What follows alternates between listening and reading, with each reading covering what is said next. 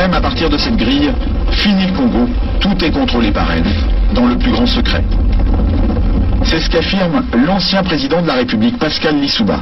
Selon lui, le Congo ne savait même pas combien de pétrole était extrait de son sous-sol. Nous ne savons rien de ce qui se passe et nous n'avons même pas la quantité du pétrole qui sortait de notre pays, nous ne la connaissions pas. Vous voulez dire que les autorités congolaises ne la connaissaient pas. Ne connaissaient pas la quantité de pétrole extraite de leur sol? Par quel moyen?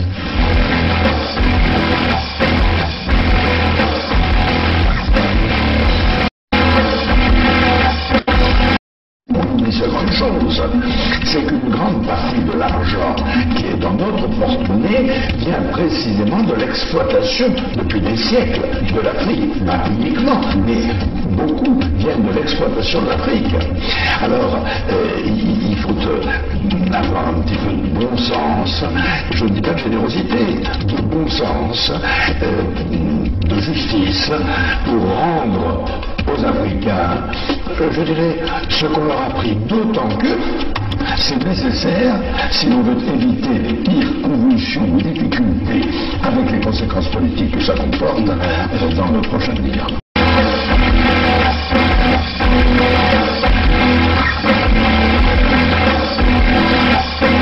Et un pétrolier de 100 000 tonnes, cela représente près de 100 millions de francs qui échappent aux caisses du pays. On appelle ça une cargaison fantôme. Interrogé sur la question, Loïc Lefeuc-Préjean ne dément pas qu'il y en ait eu. Il y a des cargaisons qui sont produites et qui n'ont jamais été officiellement. Voilà. Donc c'est des choses qui sont arrivées, bien sûr, dans le passé.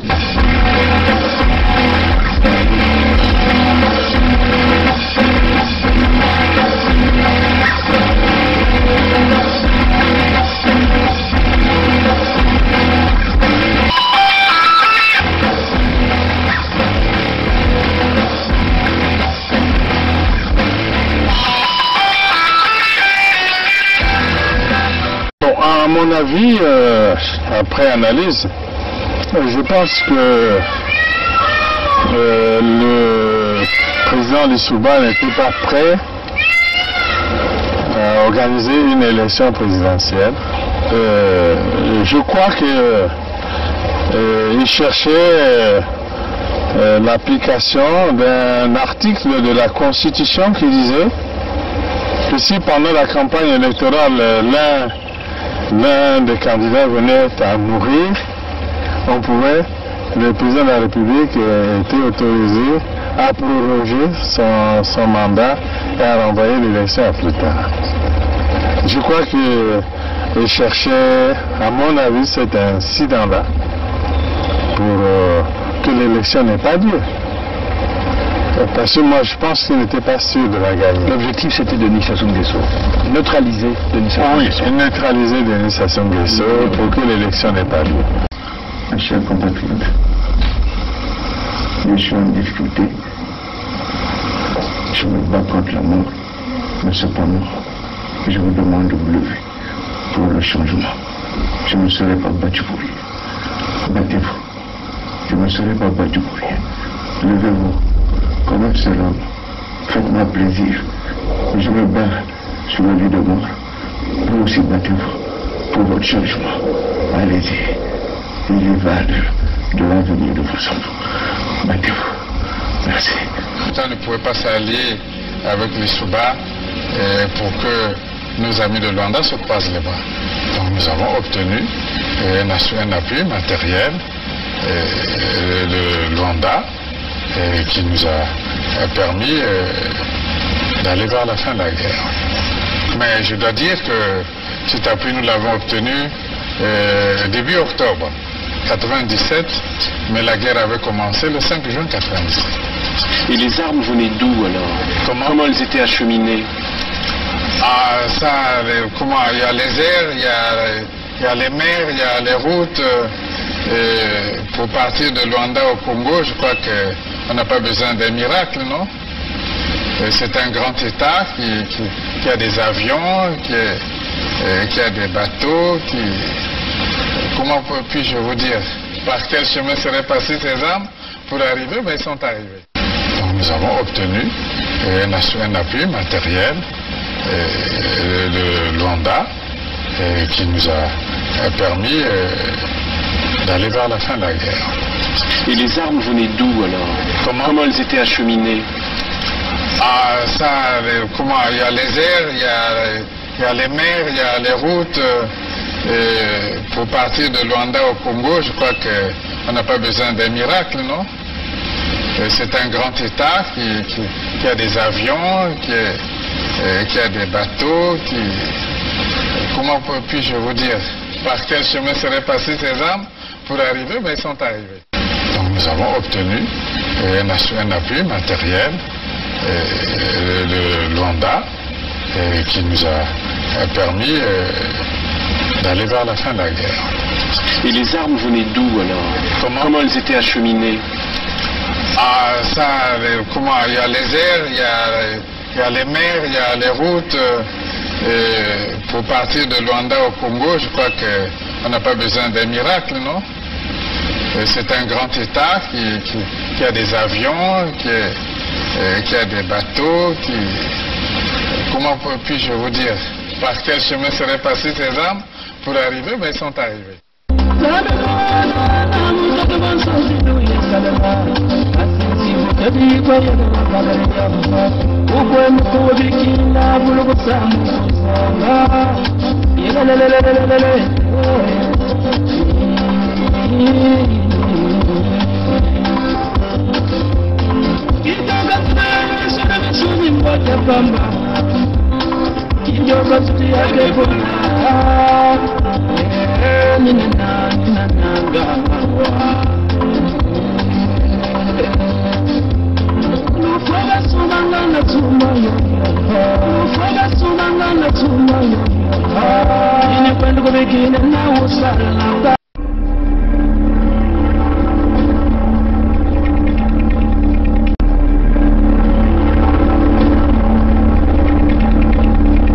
C'est les Congolais qui sauveront le Congo. Ce n'est pas la communauté internationale. N'y comptez pas. C'est les Congolais qui sauveront le Congo.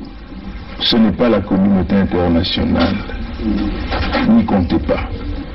I am not come here to battle and to struggle. I came here to help my country to develop themselves.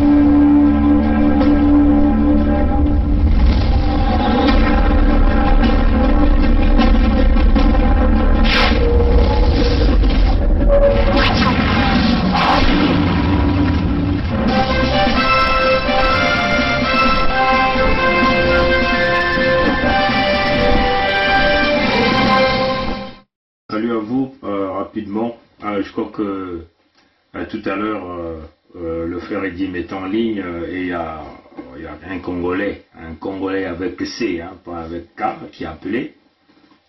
Et donc ce Congolais-là a fait état de la centrale électrique, enfin de la centrale à gaz. Apparemment, il a ce Congolais avec C a voulu simplement faire la promotion d'Engeso, le nom d'Embossi, en donnant des raisons pourquoi il ne veut pas qu'on puisse construire le barrage de Sunda.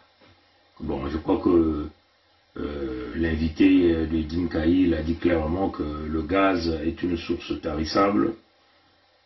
Donc, vous pouvez comprendre que cette centrale ne peut qu'être utilisable pendant que nous allons continuer à avoir, tout le temps que nous allons continuer à avoir les approvisionnements en gaz, cette centrale va exister. Hein? Bon. En plus, si ce gaz-là tarit, ça veut seulement dire que cette centrale devient useless, comme on dit. Donc, ce n'est pas la meilleure option. Maintenant, quand il s'agit aussi de regarder les rejets liés à ce que nous appelons les impacts environnementaux, le réchauffement climatique, vous voyez bien qu'une centrale à gaz utilise le gaz comme carburant. Et donc il y a une combustion complète ou combustion incomplète. Ça dépendra. Si c'est une combustion complète, vous avez les rejets du gaz carbonique de CO2, qui est un gaz dans lequel il y a le carbone et l'oxygène. Donc plus le carbone dans l'air, plus l'oxygène dans l'air, il va y avoir des réactions chimiques qui vont continuer à faire réchauffer l'environnement ou l'atmosphère. Donc du point de vue rejet, vous comprenez bien que les centrales à gaz ne sont pas la bienvenue. Quand même que les technologies ont été très avancées pour essayer d'éliminer la présence, enfin, c'est d'éliminer la présence, mais il y a toujours la combustion complète ou la combustion incomplète qui peut se produire dans ce secteur. Donc nous aurons toujours, soit quand la combustion est complète, c'est le rejet du gaz carbonique, dont le CO2. Quand la combustion est incomplète, c'est le rejet du monoxyde de carbone. Donc vous comprenez bien que le monoxyde de carbone est toxique, le carbone est toxique pour l'humain, pour les animaux, ainsi de suite. Mais du fait que vous avez toujours cette molécule de carbone dans l'air, le carbone va toujours réagir avec l'oxygène pour continuer à générer de la chaleur. Voilà pourquoi, du point de vue impact environnemental, les centrales à gaz ou les centrales thermiques, c'est-à-dire les centrales qui fonctionnent avec le gasoil, sont pas trop recommandées. Hein. On les utilise en cas de perte d'énergie, par exemple dans des pays. On ne fait pas fonctionner ces centrales à gaz-là à 100%, hein, quand on essaie d'évaluer les impacts environnementaux liés à ces machines-là. Bon, vous comprenez bien que le barrage hydroélectrique ne rejette rien, il n'y a pas de rejet. Il n'y a ni le gaz carbonique qui est rejeté dans l'air, ni le monoxyde de carbone qui est rejeté dans l'air. Donc, du point de vue environnemental, les centrales hydroélectriques sont très appréciées parce que ça fonctionne qu'avec de l'eau. L'eau fait tourner des turbines et les turbines à leur tour entraînent des générateurs et des générateurs produisent de l'énergie. Voilà pourquoi, tant qu'il y aura l'eau qui va continuer à couler, du point de vue longévité, durabilité, comprenez bien que les centrales hydroélectriques sont plus performantes que les centrales à gaz ou centrales thermiques. Tant que les cours d'eau seront là, les débits seront là, ces centrales vont continuer à fonctionner. Par contre, des centrales à gaz, il y a des pannes liées à la turbine elle-même, hein, les pannes liées à tout le système de fonctionnement, même des turbines. Des rotors peuvent avoir des problèmes, des injections, et ainsi de suite. Et puis, ça va susciter beaucoup d'opérations de maintenance. Donc, ces deux raisons-là font déjà que les centrales, et puis les capacités ne sont pas les mêmes, parce que les centrales à gaz sont choisies par rapport à la capacité des turbines, hein, même les centrales hydroélectriques. Mais les centrales hydroélectriques, quand vous voyez la puissance de l'eau, vous pouvez choisir des turbines à plus grande capacité avec une longue durée. On comprend bien que du point de vue de production de la capacité d'énergie, les centrales hydroélectriques vont fournir plus, hein, avec moins d'impact sur l'environnement. Donc ce Congolais qui a appelé, c'est ce que moi je tenais à préciser. Bon, j'ai compris que le frère Edim n'avait plus le temps, je tenais donc à expliquer cela. Et ça c'est très important. Bon, donc dans le cas d'Nguesso, je vais vous lire un document qui est très important. Hein, je vais simplement faire une présentation rapide parce qu'après je vais passer à la deuxième partie, ça sera en Kikongo. Au niveau même d'Indieno, hein, on peut dire qu'il y a deux opérateurs. il y a la centrale électrique de Ndieno, qui à l'initial c'était à Eni. Eni avait pensé mettre une centrale là-dedans pour essayer de pouvoir compenser ses besoins en énergie électrique. Bien sûr, ils ont signé le contrat avec Sassou. Et éventuellement, il y a la centrale électrique du Congo, donc les upgrades, donc les ajouts qui ont été réalisés à la centrale électrique de Ndieno qui à l'initial appartenait à Eni. Et la centrale électrique du Congo, c'est éventuellement la compagnie d'Emboshi qui a remplacé la Société nationale d'électricité, donc la SNE. C'est devenu la centrale électrique du Congo, donc gérée par l'Emboshi. Dont le PDG, c'est le gros là qui a un grand ventre, qui dansait devant Sassou parce que c'est un Mboshi d'Oyo. Celui qu'on a mis comme DG. C'est-à-dire ce nom, c'est qui là? Il a un nom bizarre, Mboshi là. Il est gros comme ça, comme Bouya, et il dansait comme ça, Mboshi. Donc voilà, donc c'est lui. Bon. Donc, la centrale de Ndieno, déjà on peut simplement dire que c'est un projet qui avait commencé en 2007. La construction, parce que la centrale est venue par rapport au champ Bundi. Donc, ce qui se passe, c'est que Bundi produit du gaz. Il y a des puits qui produisent du gaz là-bas. Donc, c'est ce gaz qui avait été utilisé pour approvisionner la centrale à gaz, de Ndieno. Bon, nous tenons ici à dire que bon, le Congo a eu des accords avec Eni, une forte mafia, et on a donc essayé de booster les capacités en construisant d'autres turbines, en ajoutant d'autres turbines, éventuellement la troisième turbine que le Mboshi était parti à Pointe-Noire inaugurer en 2020, en 2020 qu'il est parti là-bas avant ces fameuses élections truquées, il est parti inaugurer la troisième turbine, enfin inaugurer la troisième turbine. Les opérations ou le lancement de la troisième turbine.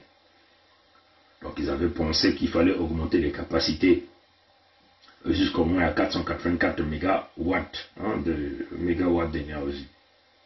Bon, il s'agit de dire qu'à l'heure où nous sommes en train de parler, c'est la centrale électrique du Congo, donc la compagnie électrique du Congo, gérée par le Mboshi, donc le Mboshi, qui gère quasiment 60 à 70% de cette production.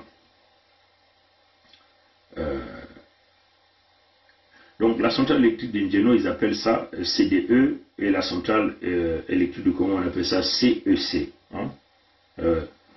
Toutes ces deux centrales utilisent le gaz qui revient soit du champ Bundi ou le champ de Marine 12, dont Lukoil, le russe, la compagnie pétrolière russe venait de pénétrer le marché.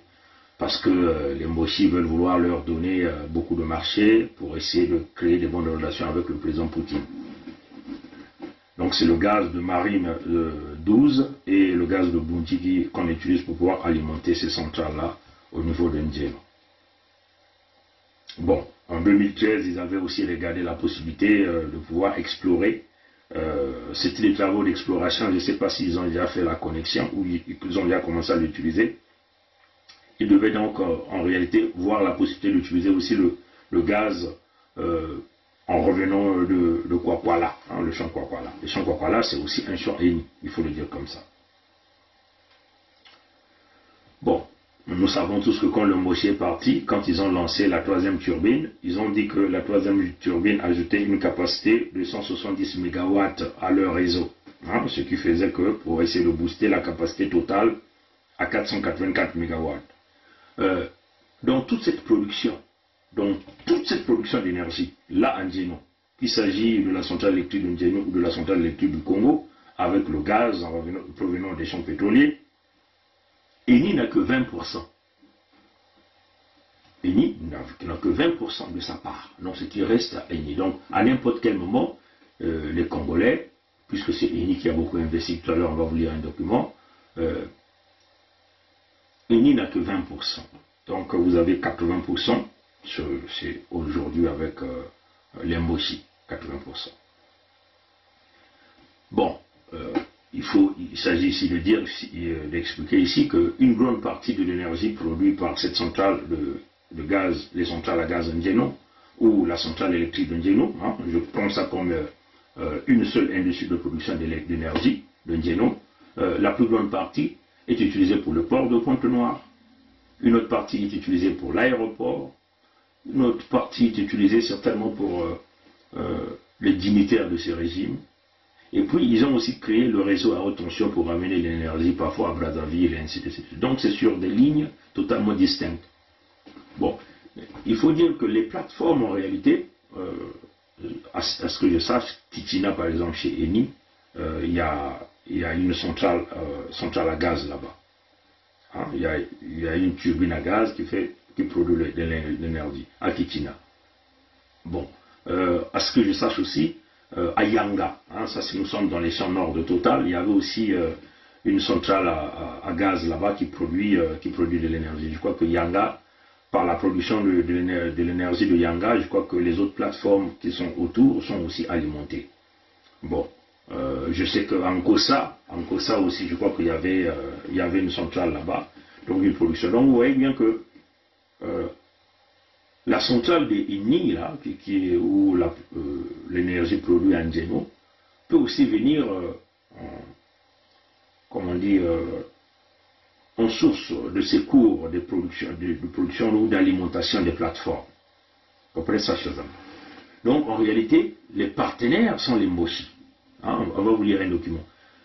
Tous les investissements réalisés par Eni ont été remboursés en pétrole, par la part de pétrole, la production de pétrole de l'entité Congo Investi, donc le pétrole de Longo. On va vous donner les chiffres. Bon,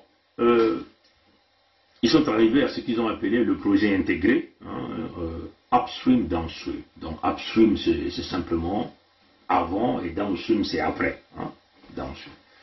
Le projet intégré upstream, downstream concerne la réalisation onshore d'une centrale à gaz de capacité, ils ont projeté cette capacité, en réalité c'est 350 à 450 mégawatts. Hein, mais éventuellement c'est cette capacité que nous avons donnée quand vous jumelez les deux projets de Njeno, qu'il s'agit de la société électrique, de la centrale électrique de Njeno et la centrale électrique du Congo, combinées en un seul bloc de production d'énergie en Njeno, aujourd'hui à une capacité de 484 mégawatts. Le Congo et la société Eni ont convenu de mettre en place, à travers différents protocoles, accords et contrats, plusieurs cadres de partenariat pour la réalisation de 4 composantes du projet intégré, à savoir petit A, on va vous le lire rapidement, le projet de la centrale électrique du Congo, donc CEE, c'est celui que le Mboshi, le gros là qui donne cela, hein, gère, consistant en la construction d'une centrale électrique à proximité du terminal de Njeno, hein, c'est ce dont on vous parle. L'utilisation de gaz naturel de marine 12 pour la production de l'énergie électrique du Congo. La vente de l'énergie électrique produite par CEC, donc la centrale électrique du Congo. Je continue. Le projet de la centrale électrique de Njeno.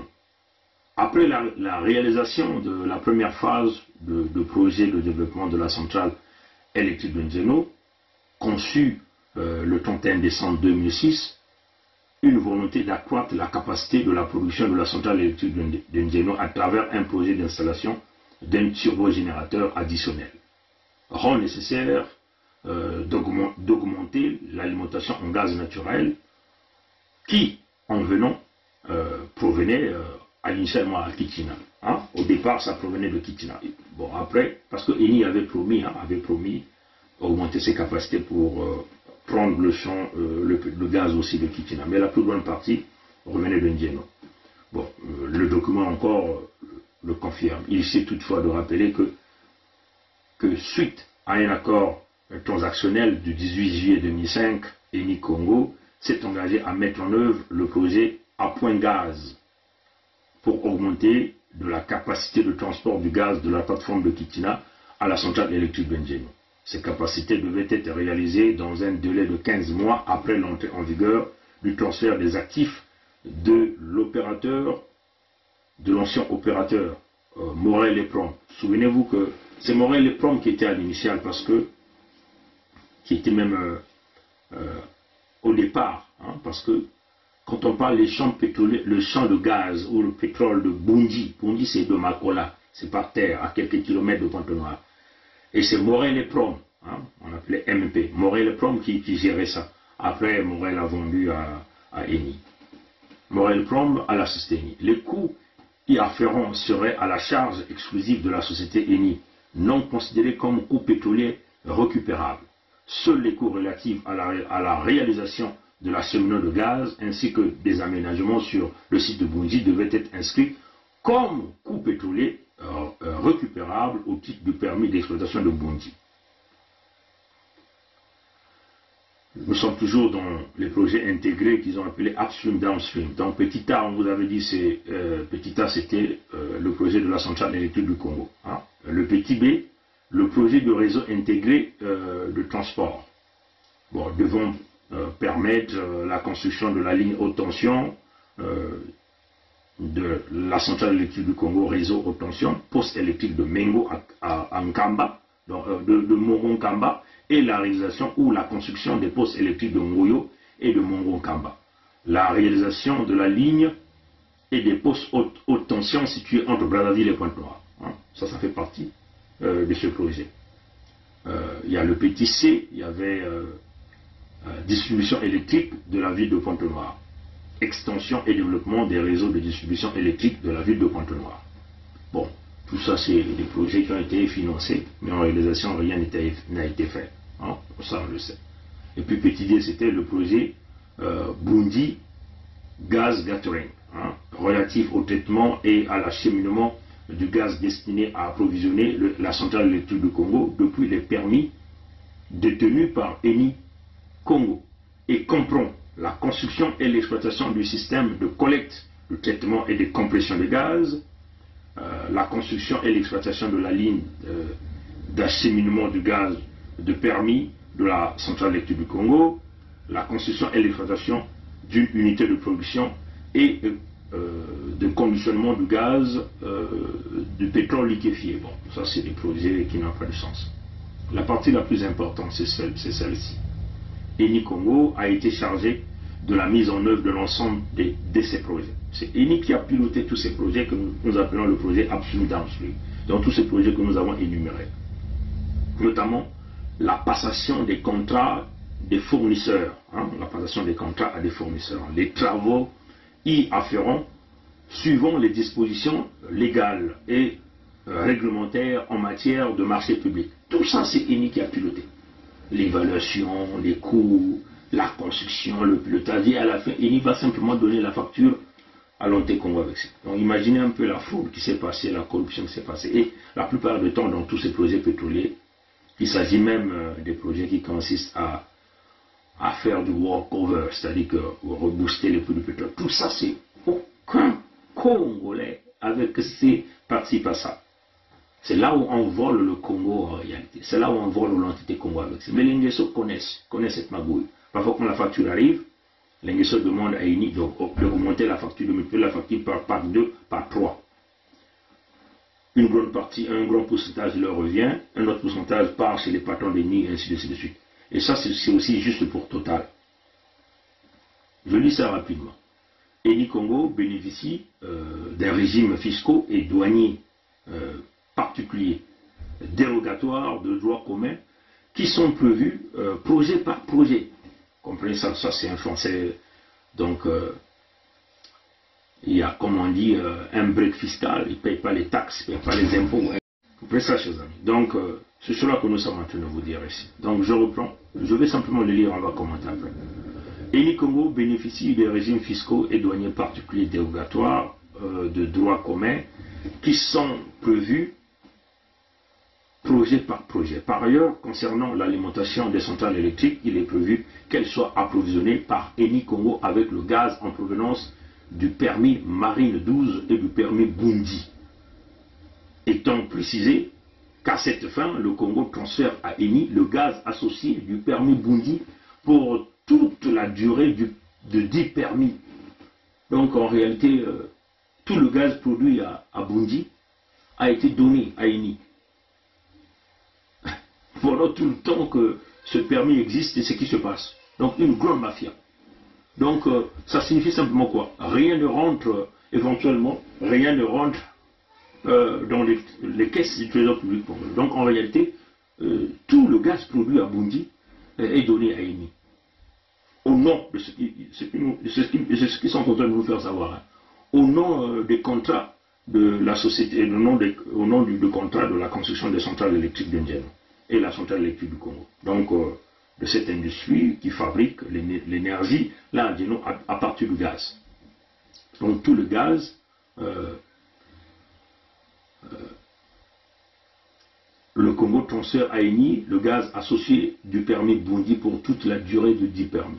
Conformément au code d'électricité mis en place par la loi numéro 14-2003 de 10 avril 2003, le Congo aurait autorisé la société Eni Congo à revêtir la qualité de production indépendante pour la production et la vente de l'énergie produite par la centrale électrique du Congo et à intervenir ainsi dans le cadre d'une délégation du service public de l'énergie. Donc simplement que c'est Eni qui a la charge.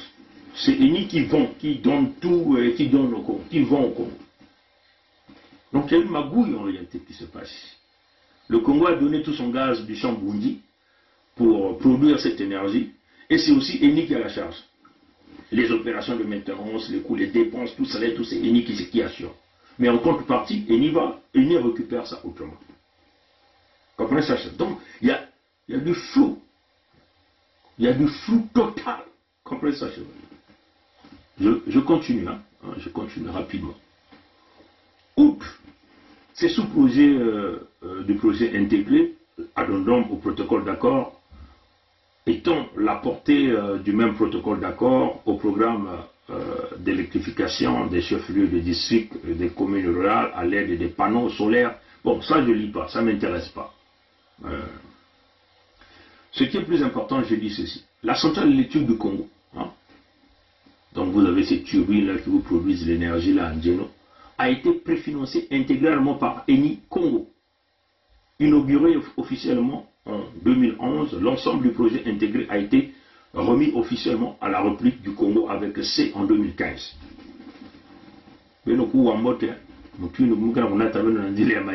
Écoutez bien, là on vous emmène sur le chemin de la fraude.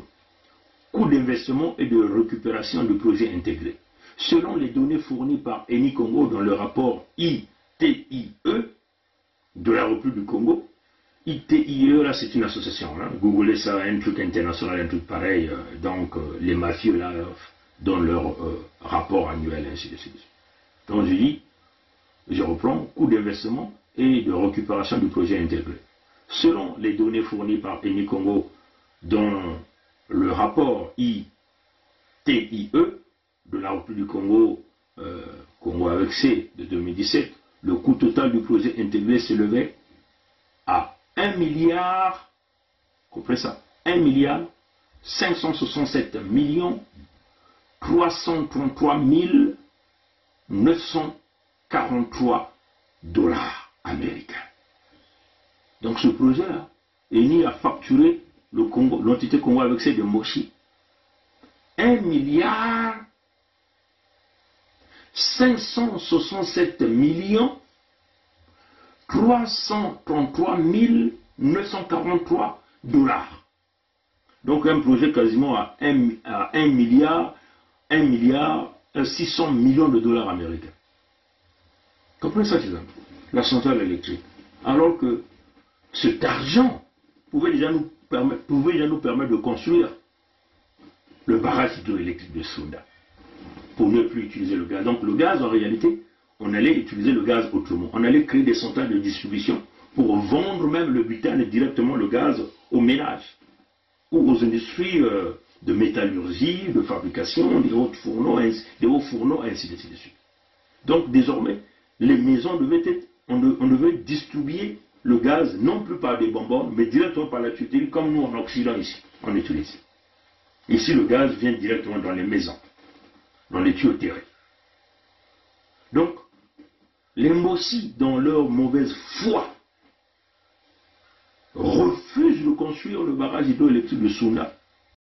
Voyez, chers amis. Donc, les Mossi préfèrent donné à Eni 1 milliard, quasiment 1 milliard 600 millions de dollars américains pour ces fameuses centrales à gaz de N'Djeno, à la place d'investir cet argent dans la construction du barrage hydroélectrique de Sounda. C'est là où les peuples de Nkondi et Nkata, les amis de Luango, de Pointe-Noire, les peuples Congo, doivent vraiment réfléchir la mauvaise foi des Mossi. Donc je vais reprendre la partie là et on va commenter. Je reprends. Coût d'investissement et de récupération de projets intégrés. Selon les données fournies par Eni Congo, dans le rapport ITIE de la République du Congo, Congo avec C en 2017, le coût total du projet intégré s'élève à 1 milliard, je donne environ, je donne quand même les chiffres, à 1 milliard 567 millions 333 943 dollars, donc quasiment 1 milliard 570 millions de dollars américains. 1 milliard 570 millions de dollars américains.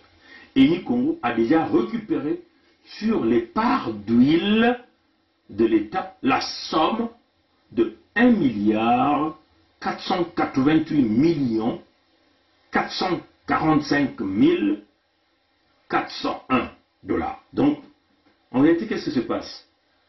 Eni a fait tous ces projets de construction des centrales à gaz, la centrale à gaz à N'Djeno là-bas, qui est gérée par la centrale électrique du Congo. Eni a fait tous les travaux, l'achat du matériel, payé tout ce qui est lié. Donc Eni a fait l'évaluation, la construction, le développement. Eni assure l'entretien, la maintenance, et Eni a facturé à l'Onté Congo Omboshi quasiment 1 milliard 570 millions de dollars américains. La facture au Congo. En contrepartie, le Congo devait rembourser par sa part de production pétrolière. Donc le Congo, selon le rapport de 2017, Eni a déjà récupéré sur les dépenses que Eni a eu à réaliser pour construire cette centrale électrique et centrale à gaz. Eni a déjà récupéré quasiment 1 milliard 490 000 dollars, 490 millions de dollars. Eni a déjà récupéré 1 milliard 490 millions de dollars américains. Eni a déjà récupéré cette somme. Bon, regardez le mauvais cœur des Moshi. Une compagnie qui construit la centrale électrique à gaz, elle est remboursée par le pétrole de Luango. Comprenez ça, chers amis. Par contre, les gens de Luango, de Pointe-Noire, demandent qu'on puisse leur construire le barrage hydroélectrique de Sounda, qui n'a aucun rejet dans l'atmosphère. Donc vous voyez un peu la ville de Pointe-Noire, beaucoup de gens meurent par les pulmopathies, des maladies de cœur, des respirations. C'est dû à ces rejets, la pollution atmosphérique. Une grande partie des pollutions atmosphériques viennent des centrales à gaz. Les centrales à gaz rejettent beaucoup de quantités, en millions de tonnes de CO2 ou de monoxyde de carbone. Ça dépend si la commission est complète ou incomplète dans la turbine, quand on brûle ces gaz. Voilà pourquoi beaucoup de gens sont malades, surtout ceux qui vivent dans les N'Djeno. C'est ça la réalité. Donc, Eni a construit ça avec son argent, mais Eni a été remboursé par le pétrole de Luango. Et c'est les Mossi qui profitent de tout ça. La centrale, l'électricité qui est produite en N'Djeno par la compagnie électrique du Congo, vend l'énergie au port de Pointe-Noire. Qui gère le port de Pointe-Noire? C'est toujours les Mossi et les Bolloré. L'argent que le port de Pointe-Noire paye rentre dans la poche des Mossi. Alors que cette centrale a été construite avec les fonds du pétrole de Luango. Comprenez ça, chers amis? C'est ce que moi je voulais expliquer aux frères Eddy. Maintenant là, les gens de Luango disent, bon, notre pétrole est produit chez nous. Nous voulons maintenant, désormais que, bon, nous voulons construire le barrage de Sounda. Nous avons vu RPP venir nous estimer quasiment 2 milliards de dollars américains.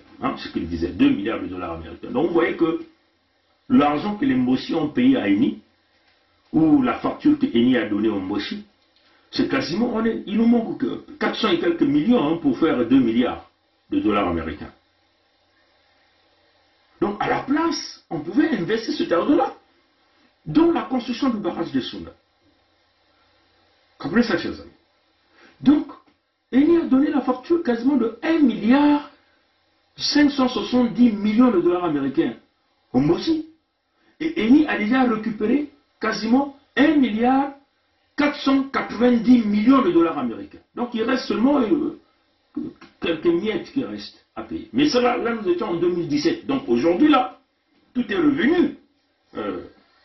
Tout est revenu à Sassou. Voilà, comme vous voyez, les Mossi, ils vendent l'énergie partout.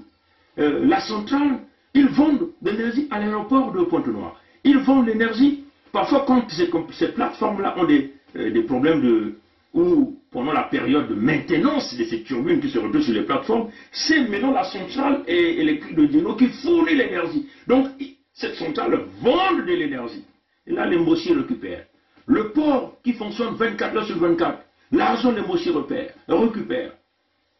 Ce qui a été construit avec les fonds, le pétrole de Luango, payé avec les fonds de Luango, comme d'ailleurs toutes ces dettes qu'il est en train de prendre payées avec les ressources naturelles du Sud du Congo, mais qui ne profitent pas aux gens du Sud du Congo. Comprenez ça, cela? Donc ça, c'était très important pour nous de vous souligner cette partie-là. Tous ces travaux réalisés par Eni pour construire la centrale a été remboursé une grande partie. Mais là, nous sommes sûrs que la dette a été déjà amortie, parce que nous étions en 2017, selon le rapport qu'ils disent.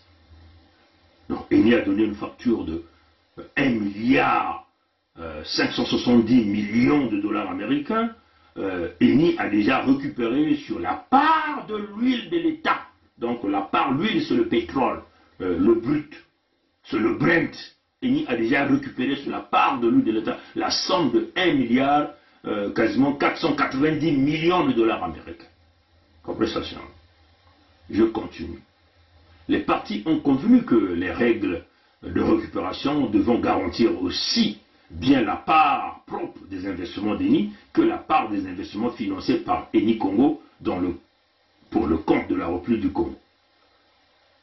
Les quantités de pétrole brut devront être prélevées sur le droit du Congo, puis commercialisées par Eni Congo dans le cadre de l'accord commercial reste invariable et donc égal à 71 000 barils. À 71 000 barils par mois dans la période allant de juillet 2010 jusqu'à la fin de la récupération des coûts des investissements de la centrale électrique du Congo.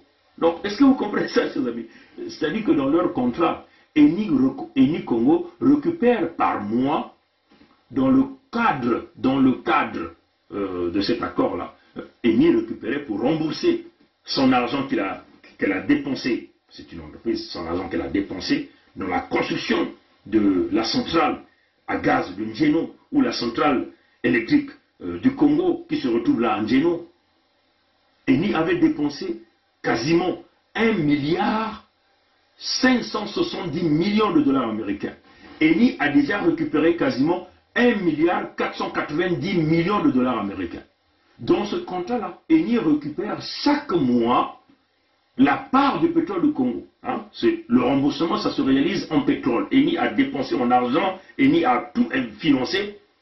Eni récupère, le Congo rembourse Eni en pétrole. Et il y a aussi les intérêts. Vous comprenez ça? Il y a aussi des intérêts là-bas. Et dans ce contrat-là, Eni récupère 170 000 barils par mois.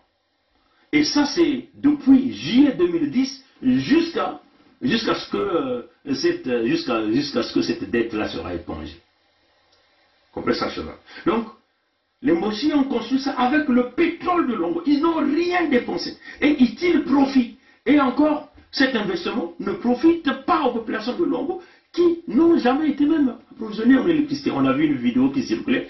Les lampadaires sont allumés la journée, les lampadaires sont... on éteint ces lampadaires-là dans la nuit. Donc on ne comprend plus le rôle de ces lampadaires-là. Il y a une vidéo qui circulait là. Mais vraiment cette vidéo, ça m'est vraiment échappé. Je n'ai pas eu la chance de l'enregistrer parce que le monsieur avait parlé à Lingala à la fin et donc ça m'avait tellement énervé. Et je n'avais même pas enregistré ça. Les lampadaires sont allumés la journée, mais la nuit, les lampadaires sont éteints. Donc sa fonction même de pouvoir éclairer n'est plus là. Comprenez ça, chez eux. Donc coupure d'électricité, délestage, ainsi de suite. Mais les Mbossi vendent l'énergie à leurs partenaires et continuent à faire le pactole alors que ça a été financé avec le pétrole de Luango. À la place, au lieu de prendre cet investissement pour construire ce que le peuple Vili est en train de demander, les Congos sont en train de demander, pour construire le barrage du Soudan, qui coûte 2 milliards de dollars américains. Donc il suffit seulement d'ajouter 400 millions de dollars américains là, pour faire 2 milliards. Ils ne veulent pas. Pour qu'on puisse se rembourser avec le pétrole, là encore ils ne veulent pas. Par contre, les Mbossi là ont ces millions là, ces 400 millions là dans des comptes, comme on l'avait lu hier, comme on a proclamé, comme si on proclamait le baccalauréat hier. Hein. On citait les noms, les montants qu'ils ont dans les comptes bancaires, ainsi de suite. Et ces sommes-là dépassent largement les 2 milliards qui pouvaient nous permettre de construire le barrage de Soudan. Comprenez ça chez eux, c'est très important. Je finis ça rapidement. Le rapport ITIE 2017 révèle que la société Eni a terminé, de prélever pour 3 composantes, notamment des EPN, CEC et RTA, et a poursuivi les prélèvements pour le projet MG jusqu'en janvier 2019. Donc vous comprenez que ce que je venais de dire là tout à l'heure, Eni a déjà terminé a déjà prélevé tout son argent qu'il a dépensé. C'est ce que je venais de vous dire. Là, ça confirme. Donc Eni a déjà récupéré tout son butin. Donc la gestion de la centrale électrique de Djeno, la centrale électrique de Congo, revient à 100% aux Moshi. Voilà pourquoi les Moshi dansent. Voilà pourquoi ils ne veulent pas quitter Luango. Voilà pourquoi ils ne veulent pas qu'on construise, parce qu'on construit le barrage de Soudan, parce que pour eux, ils se disent que non, mais c'est pas possible. Voilà pourquoi ils ne veulent pas nous distribuer même les gaz dans les maisons, alors que le gaz là devait être distribué dans chaque maison. Bien sûr, on pouvait vendre ça à un prix dérisoire, le mètre cube, on peut le dire comme ça. Mais on ne pouvait pas se permettre de brûler ce gaz-là inutilement. On pouvait aussi peut-être avoir les centrales thermiques et les centrales à gaz. Question juste de pouvoir booster notre ligne, peut-être dans d'autres villages, ainsi de suite. Tu comprends ça, chez eux? Ils ne veulent pas. Et il s'agit encore ici de souligner que à la place de construire le barrage de Soudan avec ces compagnies-là, d'aller prendre par exemple, que ces compagnies-là puissent financer pour qu'ils récupèrent en pétrole, ils refusent. Les Mbossi refusent. Mais là, les Mbossi permettent à ces compagnies-là de financer la construction des centrales à gaz et payer avec le pétrole de Luango, alors que les autochtones de Luango veulent qu'on puisse construire le barrage de Soudan. Et là encore, le Mbossi passe à un autre kata, que moi j'appelle ici le dernier kata de Charlin, ou encore le dernier kata de Maître Paille, avec le chef des assassins, ou le chef des bandits. Mais ce qui est vrai dans chaque film chinois, même le chef de bandits finit toujours par mourir. Donc nous allons finir par attraper ces gens-là. Et là, ils veulent aller détruire Soudan. Comprenez ça, et là, on nous a donné un tableau récapitulatif des prélèvements réalisés par Eni en baril. Le tableau suivant illustre bien les prélèvements des coûts d'investissement effectués par la société Eni dans toutes les composantes de projets intégrés depuis 2010 à 2018. Donc cette somme-là a été déjà épongée. Donc ils ont tout énuméré, y compris les intérêts prélevés, tout ça, chers amis. Voilà un peu ce qu'on tenait à vous dire là-dedans. Donc, que les amis de Kwilu comprennent que la centrale électrique de Ndjeno a été financée avec les fonds, a été payée avec le pétrole même de Luango. Les Mbossi n'ont dépensé rien. Certes, Eni a dépensé, mais Eni a été remboursé par baril de pétrole. Dépassons largement, parce que ça c'est 1,5 quelques millions de dollars américains. Si vous ajoutez les intérêts, on arrive déjà autour de 2 milliards de dollars américains. Et ça, c'est remboursé avec le pétrole, la part du pétrole. Et ça, Eni prélevait 171 millions et 171 000 barils par mois. C'est déjà réalisé, c'est déjà payé. Voilà un peu ce que nous tenons à dire, mais l'énergie produite en Djeno ne profite pas à Pointe-Noire, ni au Kwilu, ni au Congo. Comprenez ça, chers amis? Ça profite au Moshi qui continue à vendre de l'énergie au port, parfois en ravitaillement aux plateformes, lorsque les plateformes sont dans les opérations de maintenance, c'est-à-dire que les turbines qui produisent de l'énergie sur les plateformes sont en maintenance, ainsi de suite, et là ils gagnent.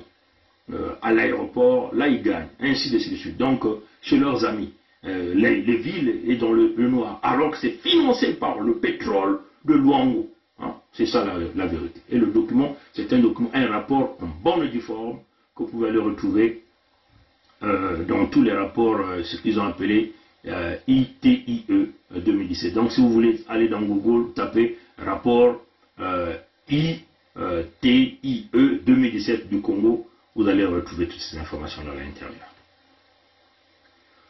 Donc, Manisa, Mugatuba Motindo Yai, Ben Mugutala, Nkadiam, Mamtantu Mokuyo, Mekubasisa, Mkanda, Yan Mukutubati Akele Musiku, Yan Mukutubati, Baina Kepesaka, Mayela, Ndwenga, Baina Kepulakisaka, Bana, Yabetu na Kutanga, Bao Fubakwe na Kubaka Nongo ya Bawina, Ametuba Motindo Yai.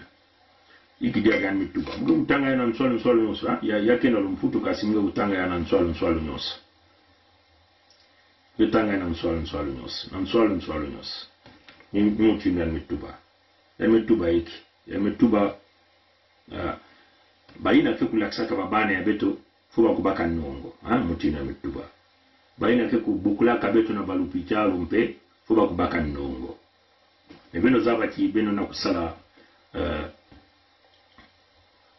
yina kenkadi ampe mtantu mukuyu mutundu beno zabila banjia tulu banzonzolo ya yandi yani bani kuvingila mutundu na ntangu ya bavoti yani bani kutuba badiamu ya baibembedula kele ni beto babantu beto kutubaka mambo ya hii beto kulaksaka beno iki yani bani zola kuzonza tangu bani kuzonza baibembe ya dula bansafu baiki kansi na ntangu ina yana kuzwaka ve bweso ya kupesa bantu ya mingi bamwelo ya mingi mutundu mukailu ya kisadi ya bawu ya bankari ampe ya mtantu mukuyu beno zabati yandi na kulala pongi na mpipa ere kusosaka yandi menga ya beto bantu ya Kongo menga wameku mampasi samu na yandi na kubaka ya santi beto meku kanga nzila ya Luango, Ludima na Kinkala ni kuna yangu zatu badiamu ba ibembe ya dula ya bansafu bekansi ya meku simba be na mpipa beto meku kanga nzila na ntangu beto meku kanga nzila Yama ni sosa bweso ya mingi ya kubaka wa mwelo. Bweso na mekuzwa ni ya nongo ya enu kumasi kutubila beno. Beno tala bantu ya mputu na boya ya pampidu mekutuba baina ke kulakisaka bani ya lekol fuba kubaka nongo. Baina ke kubukulaka beto na balupita fuba kubaka nongo. Yani pemu kubaka ya mutidu bweso ya mekutula na mantua. Kasi yake bana mingi ni na beto na nge bantu ya Suda bana ya Kongo samu ki menga ya beto kele ni menga ya ntalu. Nge mwana ya Kongo kasi ngeke bukulaka babantu na balupitalu kasi ngetu pesaka wa malongi na bapangi babana na bana na nzila lekol manga yao si beno ke kanga balikole beno ku kanga balikole si beno ke kanga balupitalo babisika nyonso beno kusalaka beno ke ku kanga yao yae ni ntangu na beno nyonso kubana kintwali samuti nongo ina nena banda ya mdiamu ya mbote mekansi na nkari ampe mtantu mukuyu mutino beno zabila muntu ena banzolo na banzalulo yani yae ni banda boso na yandi na kufua beto kuna mingi na kukodisa nongo ya imbi mutino munduki na kumanisa beto na sushi nyonso beno kwa batata na mama yani kumanisa kuna ve wala nagame kutuba diaka na bana ya likolo baina kisoko na balikolo ya nene tibeno na kwenda na likolo na fogo kulakisa mukanda yange ya nongo ngentuenya kubaka yao ve dikile mwana ya Suda kubaka yao ve mutino mtuba mayele ya nkari ampe mtatu mkuu beto zabila bao si yangu kubaka ba mumpepe yani mekutula kima ya baina kuna bukula babantu to la Croix Rouge bino kuzaba yao binuki yani bakamba to mabino yani mekutula kima ya bima ya Lunu bino kuzaba yao intangu babantu bani kubasika bakukanisa ti oya bapangi ya beto yana kuna bukula babantu na enza ya bima to la Croix Rouge yani mekubasa bizongo bana kukubula inyonso ya mekusala na kati ya muyonzi na kati ya basibiti na kati ya mosenjo na kati ya diveni baza baba jamu ya mi ya ya no kuzo bweso na nongo ya ibeno kanisa tangle kumanisa benove ngen twenya ndio sasa kwenda na likole ina paka tubla ngena kubaka nongo ya kubaka ya uve ya ntangu na ngena muno ntwenya baina ke salaka na balopitalu baina ke salaka kupesaka ba milongi na babana ya beto malongi na bana ya beto baina ke kupesaka ndwenga mayela balikole na babana ya beto nyoso kintwali na sura beno zaba kibaba bambosi bao kina bweso ya kubaka mukanda yai bana bakena bweso na samu tini bao kena kuyala kuna bali na kubaka bweso baka pesa ni mukanda kutuba ange kena mukanda yai mekasiani baka kanongo ve nungutala watata bakansingena mu samu tibakena nsatu ya menga ya beto na suda ni kuna baka kulomba na beno kuforce beno na kubaka nongo ina kubaka ve yao baina kesa na luyalu yankana pe mtatu mkulu ngekele mwana ya suda kubaka nongo ya ive beno bika bantu ya bao bambosi bakubaka banongo ya bao beto nange ina kele muntu ya Kongo na kiyenge ya suda abeto nange na kubaka nongo ya bao asiki mpia meme na mputu hawa mingi kena kubaka ya ove kaka bantu ya Pompidou kena kusosa kuforce ba bantu mekansibeno kutala si nongo eneke ya mbote samu na hiki luyalu nena kutuba beti si jambo yendi kukwizira nge munu muke kutelimina munu kukuza kusalisa nge luyalu kena manga na kusala yana wale ya mputu samu na hiki baina meku yilika nongo ina ba mpete na kumanga na kutuba ti si kima yendi meku nge munu kutelama na kukuza kusalisa nge samu na hiki baka na kumanga ya kele kibao kele na kati ya singa ya bao ya minzambi ya bao na kusosa kumbanisha nge na munu nge mwana ya suda ya Kongo kuwa ndinga beno bika bao bambosi bako kwenda na mamu ya bao beto tubaka ti beto kena nsatu ya bao na suda bebeke kubingisa ba yai ni ntangu ya ngena muna kutelama na suda ina bako sokolo kutula mwana ya ngenongo ngema kutelama ngema kanga zina kubingisa bambosi mbala mosi na suda ya Kongo ngeke salaka na luyalu mwana ya suda ngekele na kati ya diambo inave yai ni ntangu na bao na kubasika beto na beno kutelama mutinu muntu mosi na kumanga banongo ya bao matondo na ngwili ya mbote mukalesa ti beno meku wa munu mbote beno meku bakula munu mbote muntu na ke mukuyu yalika na soso kupesa ba menga ya yandi na babantu menga ya beto ni yao kesalaka yani kulala bapongi siya meku kondwa menga ya beto ayandi na kulala pongi asiki mpia bakula kuwa ndinga kuwa mutindu ndinga kena kuzonzela nge baka yao salila yao matondo mingi betu kitatama na kuma babilemba nzao beto nyonso kele kokoko komoditari kokoko komoditari kokoko komoditari tata nzambi kutwalisa beto bankoko ya beto kutwalisa beto kaka na bilomo ke kukwiza abuo pia. C'est notre pays à nous tous. On ne peut pas prendre seulement les gens, le même parti et les autres. Mais il y a une chose que je veux vous parler, une chose. Le Congolais n'a jamais voulu les guerres. Le Congolais lui-même, il ne veut pas la guerre. Ceux qui aiment la guerre, je te dis maintenant, c'est le PCT. Le président avait 2 mandats. Pourquoi lui, il veut prendre 3? Le Congolais n'a jamais voulu les guerres. Le Congolais lui-même, il ne veut pas la guerre. Ceux qui aiment la guerre, je te dis maintenant, c'est le PCT. Le président avait 2 mandats. Pourquoi lui, il veut prendre 3? Peut nous aider. Quand on est engagé, la peur s'estompe. Quand on n'est pas engagé, la peur occupe le lieu qui devait être rempli par l'engagement. Je pense aux sportifs engagés, je pense aux militaires engagés, je pense aux femmes engagées dans leur ménage, engagées dans l'éducation de leurs enfants. Elles n'ont pas peur. Elles n'ont pas peur. Les engagés n'ont pas peur. Et si nous, Église aussi, nous étions engagés, nous n'aurions pas peur. Même sans être Saint Ignace qui désirait le martyre, nous serions audacieux pour dire aux politiciens, même aux politiciens de nos ethnies propres, que ceci n'est pas bon. Quitte à ramasser des gifles, quitte à être persécuté, mais on n'aurait pas peur. Je pense que la peur, c'est l'expression d'un vide, d'un manque d'engagement. Et donc d'un manque d'amour. Parce que celui qui aime ne peut pas ne pas s'engager. Quand on aime Dieu, on s'engage. Quand on aime la nation, on s'engage. Quand on aime les autres, on s'engage. Quand on n'aime pas, pourquoi s'engager? Et je vous dis, aujourd'hui, je vous le dis, nous avons eu le général Dabila moi et le colonel Bongo, qui était à la sécurité militaire, nous avons eu à rendre compte au cours d'une réunion de commandement présidée par le président de la République de ce que des assassinats étaient commis et que il fallait prendre les mesures pour faire cesser cet état de choses.